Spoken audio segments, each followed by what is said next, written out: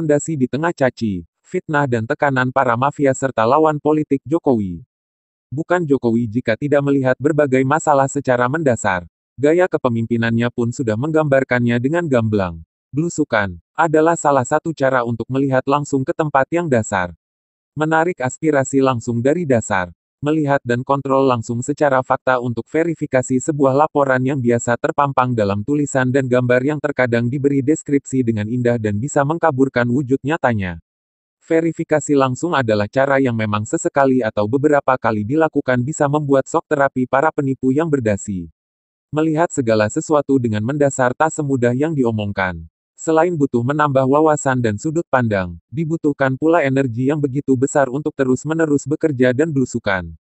Orang yang ogah capek dan gemar ongkang-ongkang kaki tak akan bisa atau sulit untuk melakukan itu.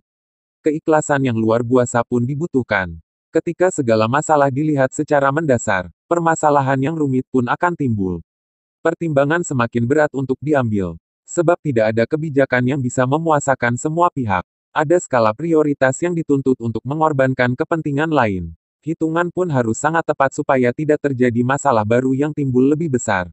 Menyelesaikan masalah tanpa masalah atau meminimalisir menjadi prioritas karena hal ini mempengaruhi hajat hidup orang banyak. Rakyat, bangsa dan negara. Kebijakan yang diambil oleh pemerintahan Jokowi yang begitu mendasar pun sudah ada di depan mata. Bisa kita lihat dan rasa. Untuk mengambil kebijakan itu, citra pun harus dikorbankan. Karir politik pun diabaikannya dengan penuh keyakinan. Sebagian rakyat kita sudah cerdas dan bisa membaca setiap langkah dan tujuan yang ingin pemerintahan Jokowi capai.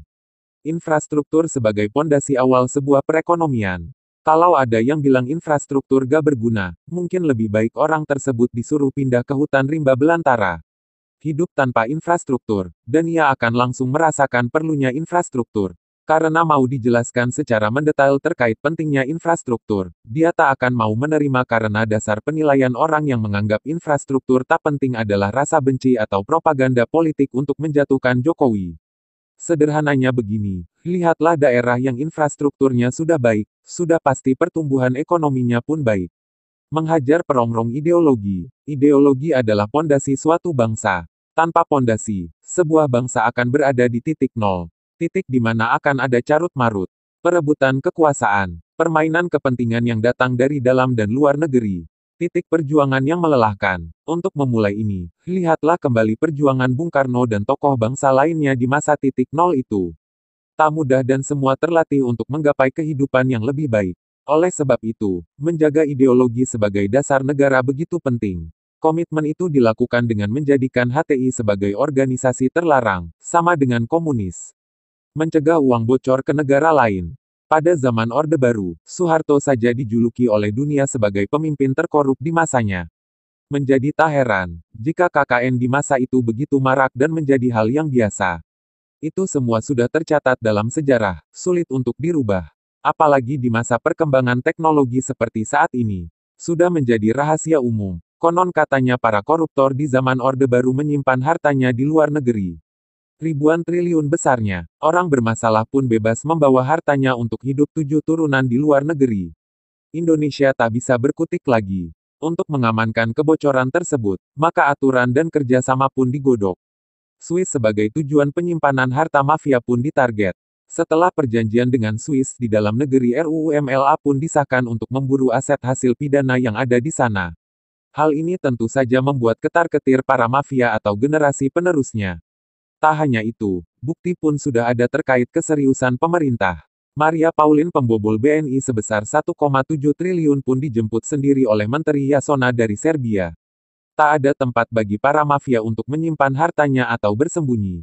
Merampingkan, merombak, membentuk lembaga hingga birokrasi yang lebih baik dan efisien. Kebijakan yang dilakukan oleh pemerintahan Jokowi, butuh dukungan rakyat. Secara langsung, maupun melalui orang-orang yang menjadi wakil yang duduk di parlemen. Segala lini dirangkul oleh Jokowi pada periode kedua. Hal itu dilakukan untuk mempermulus upaya pemerintahan Jokowi mewariskan sebuah mekanisme yang baik. Mekanisme yang hanya bisa dijalankan jika ada persetujuan seluruh elemen bangsa. Lembaga tak produktif harus dirombak. Di periode pertama, 23 lembaga tak produktif dibubarkan. Sedangkan untuk perbaikan dan penyelesaian permasalahan, ada 9 lembaga dibentuk sesuai dengan perkembangan zamannya. Setelah Jokowi marah-marah terkait lembaga yang tak perform beberapa waktu lalu, bukan hanya menteri yang diancam akan dipecat, ada 18 lembaga pun akan dibubarkan oleh Jokowi. Selain lembaga, aturan pun sangat penting. Aturan yang menghambat pembangunan pun dirombak abis. Aturan baru yang mempermudah tumbuh kembang ekonomi pun dibuat. Pembuatan aturan adalah salah satu upaya pemerintah Jokowi untuk meninggalkan sebuah pengamanan hal-hal penting. Oleh sebab itu, menjadi tak heran ketika di periode kedua ini, banyak aturan yang belum selesai akan berupaya dirampungkan demi kemajuan bangsa. Jika kita menggali fundamental atau pondasi penting yang berusaha dibangun oleh Jokowi, saya rasa butuh waktu untuk menuliskannya secara detail, sebab sudah banyak perubahan yang dibuat untuk bisa menjadi lebih baik. Hiruk-pikuk caci dan maki itu adalah konsekuensi dari kebijakan yang berusaha ditelurkan. Sebab begitu banyak mafia yang sudah menggurita. Ditambah lagi, tidak semua orang bisa dipuaskan terkait setiap kebijakan meskipun itu positif dan baik adanya.